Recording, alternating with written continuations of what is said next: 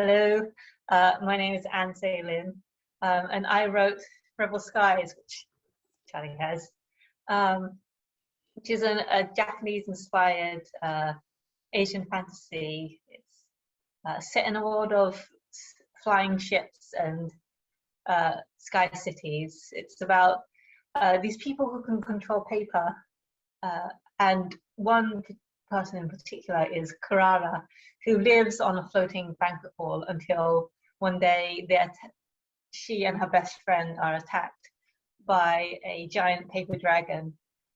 And during the attack, her friend gets hurt, and in order to save him, she goes on this huge quest to these sky cities to find someone who can help save his life, basically.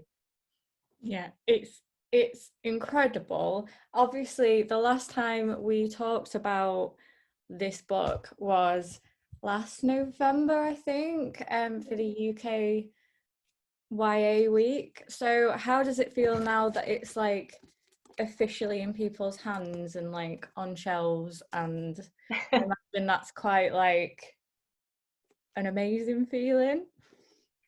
Yeah, it's really strange because it doesn't feel quite real, to be honest.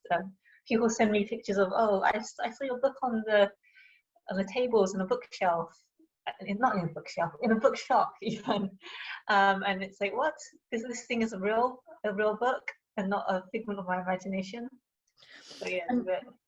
I must admit, every time I see it somewhere, like I snap a picture of it because I'm like, obviously we've spoke before, so now I'm one of those people where if we speak once, we're friends. So now I'm like, my friend wrote this and it's on a table.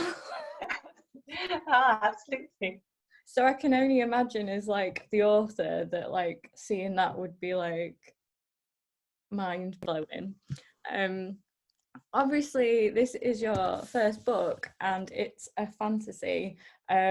What kind of drew you to write fantasy? Was it always going to be fantasy, or did this story just come into your head and that's why you went down the fantastical route? I think it's a bit of both. So I was always into fantasy. That was my favorite thing to read, and it's my favorite thing to write. And when I work on new things, they've always got this fantasy tinge to them. And this book in particular sort of came to me in this particular way. I don't think it would quite work as anything other than fantasy because you have all these elements that I really want to explore, like the paper magic and the flying ships and this kind of silk punk, steampunk aspects. Definitely. It's definitely like the perfect fantasy idea and now book. So what was the kind of main inspirations behind the book then? I know that that's a very big question, because I think to have a book, obviously Rebel Skies, it does have those so many different elements in there, from like the paper magic, and the flying ships and cities and the whales. I love the whales. The whales are my like favorite thing in the world at the moment. Like, so where did the inspiration did the inspiration come in like little bits where it was, oh, I want to do something, the paper bit came first and then, or was it kind of like a aha moment where it all kind of like, I don't know, flashed up in your brain? Yeah, I think it was a bit by bit process. The first thing that I wanted to do was, when I wanted to do a Japanese inspired fantasy, was to set early modern, because I'd read so many excluding Japan, because Japan knows how to do their own, but from the Western, coming out of the West, when people did Japanese fantasy, it was always the Sengoku era, which is like the warring states, or like with ninjas and samurai, and there's just so much more history that is fascinating, and I really wanted to capture the early modern era. So this era with trains and industrialization. So that came first, and then I want the paper magic sort of came afterwards because I wanted to then think about what kind of people would fill this world. And I really like paper. Paper magic is a bit of an obsession because it's really deeply rooted in Asian mysticism. And that's also another thing that I find people don't explore that much. So yeah, it was a mixed match of two things I love that I wish more people would talk about and write about. Yeah, but I think that that comes through in the book, because you can tell that it's like a lot of care and like heart's gone into how it's been written and explored. And I now have a mild obsession with paper, just a mild one. And I definitely, like, that's this book's fault. Like, I mean, you can't read this book and not want to find out more about paper, which is the strangest thing to say, but you know. Obviously the world you've created for the book is like so vibrant and so real, and it's one of those ones that you kind of fall into and feel like you're exploring along with the characters. How much time and planning went into kind of like creating the world? And did the world come first, or the characters come first and then the characters showed you the world, maybe? Or Oh, that's a difficult question, because depending on how you count, it's like been either several years or an embarrassingly long number of years, because I've had this whole world kind of mulling in the back of my head in drips and drabs for probably an embarrassingly long amount of time until I finally decided to write it down. So yeah, the world came first, and then the characters then came to populate this world. And part of storytelling that I really like is having the world be a character in of itself, because I really like the idea of having characters engage with the world, and sort of that push and pull of conflict between being themselves and having to be themselves in a world that doesn't let them be themselves. Yeah, definitely. I think it's always, as a reader, super engaging to read when there's that kind of push and pull between the world and the characters, and that comes across really well. Is there anything about the world you've created that perhaps didn't make it into the book, but is something that you really love about the world, like a place that might not have made it into the book, or an item of food perhaps? So I've always gone on about my cheese research, which I think last time we spoke I talked about the cheese. But yeah, I did a whole bunch of research about when cheese became a thing in Meiji Japan, and when it started taking off and became more widely eaten. And because I wanted a scene where the characters were talking about how the Sorobito were kind of weird, and the Sorobito, for those who don't know, are like the sky people in this book.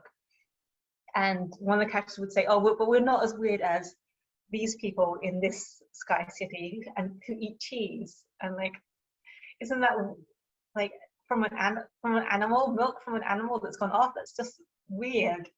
And so I did all this research about would the cheese actually be available during this time period, and it just got cut. I feel like we need to do like a special edition of the book with that in the back, you know, like a deleted scenes trailer that you get for movies, because I love that story. I just love I love the amount of research, because I think authors always get to research such like strange things that other people would never find out about, or think to look into. And I think it just, I love, maybe it's my love of cheese as a person, but I love that story. So back to paper from cheese.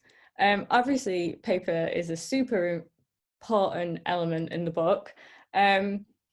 I know you've mentioned kind of like your love of paper. Was that the main inspiration for kind of including it?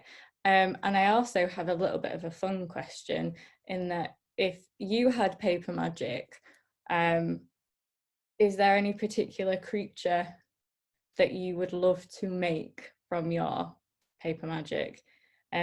I think I personally make a dragon because it would make me feel badass. But you know. Yeah, definitely a dragon. I would like anything that's big enough to ride. Yeah. I would like to have something that I could just roll up to the shops in. This is my paper tiger. I'll put all my shopping on the tiger. It'd be great. That would be so useful. I would love that. That would absolutely be.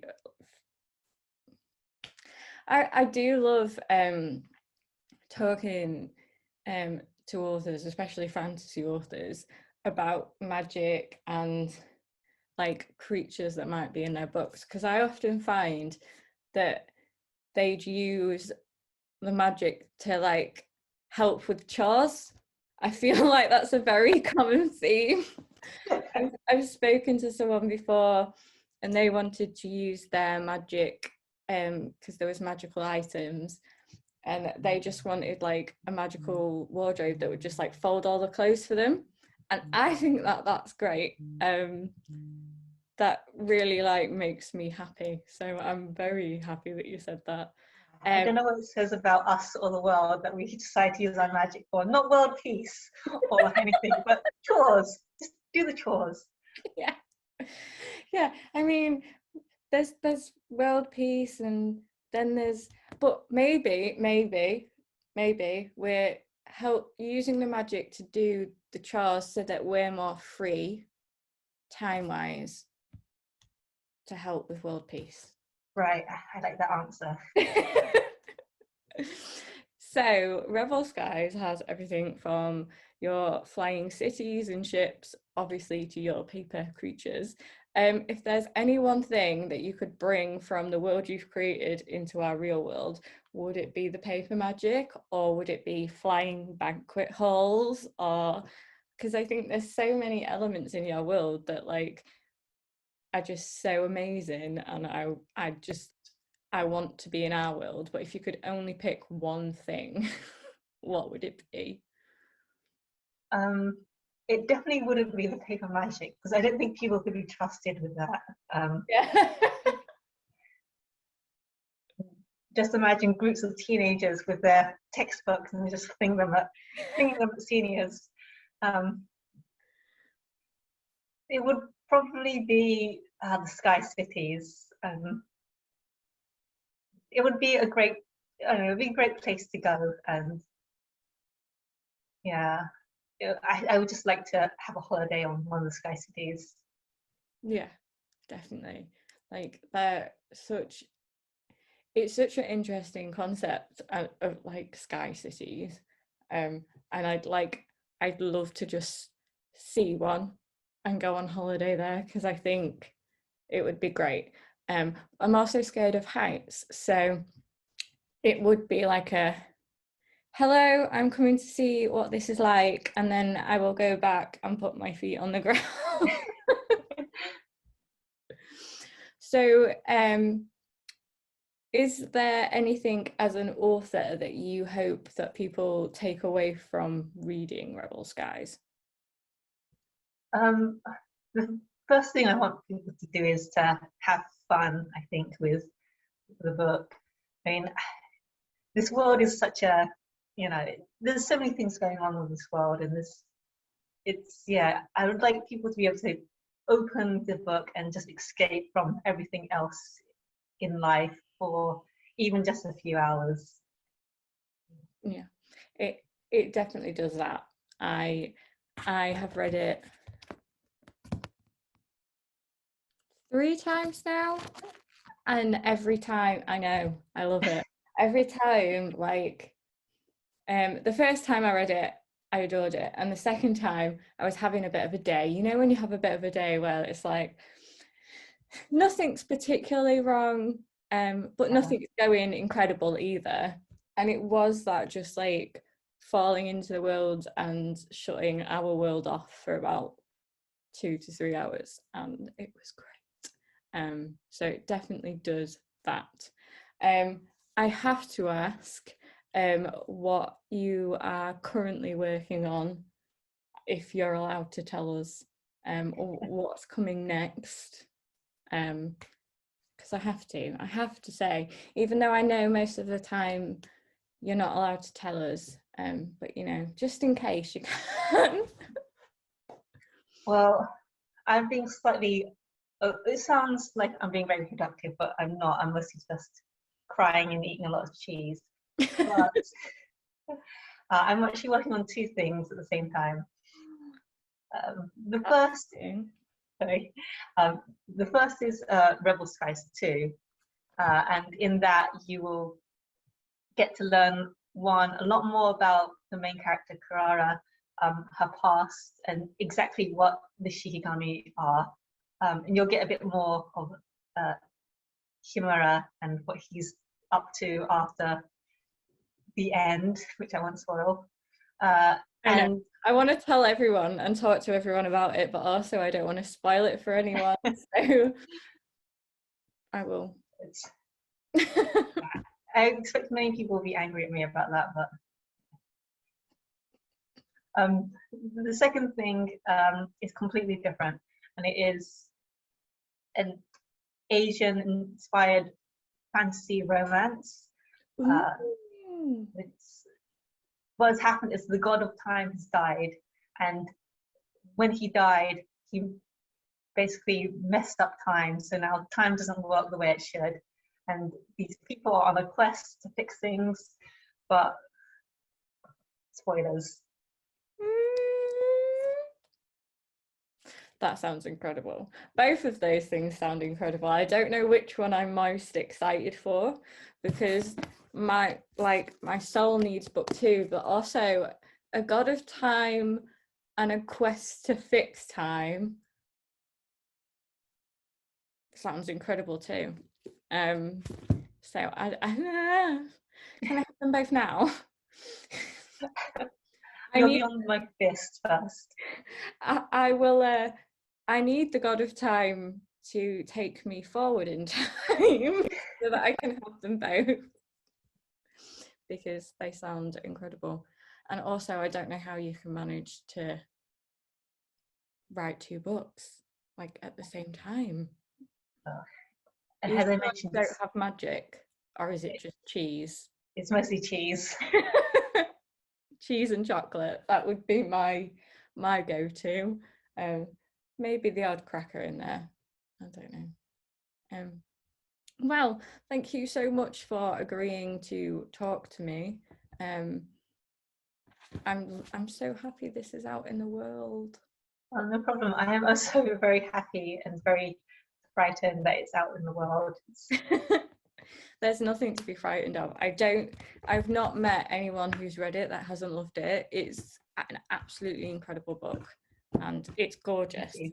And I mean, I'm in love with even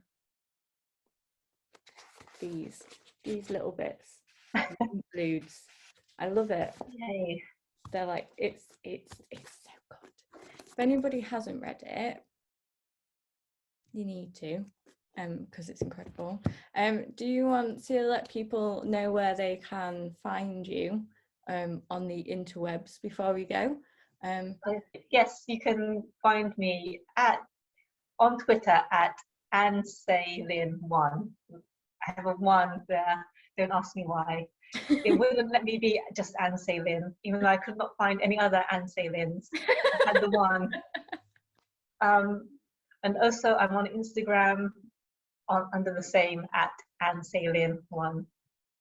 Yay, so it's all the same on both. That's great. I will let you get on with the rest of your day, and thank you so much for letting me talk to you about this and for writing it and